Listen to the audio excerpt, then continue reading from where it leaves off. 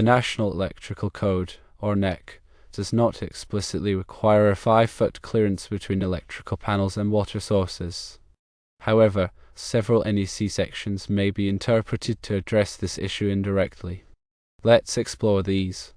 NEC Section 404.9 states that electrical equipment shall not be installed in wet or damp locations or where exposed to excessive moisture unless designed for such locations.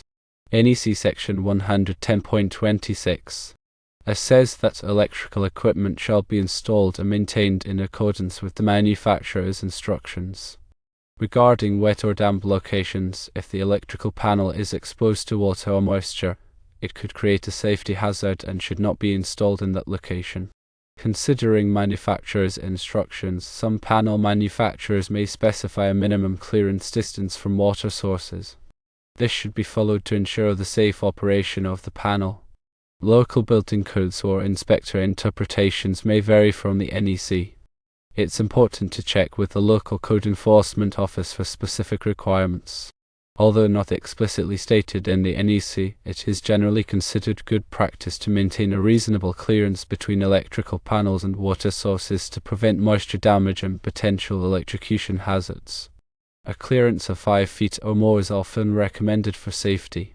To resolve a situation where an inspector objects to the panel's proximity to a water source, firstly, inspect the location to determine if the panel is exposed to water or moisture and if there is a potential for contact with water sources. Secondly, check the manufacturer's instructions, refer to the panel's documentation for any specific clearance requirements. Thirdly, contact local code enforcement.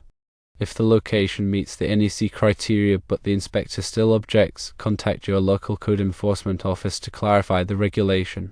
If necessary and feasible, consider relocating the electrical panel to a dry location that meets the required clearances.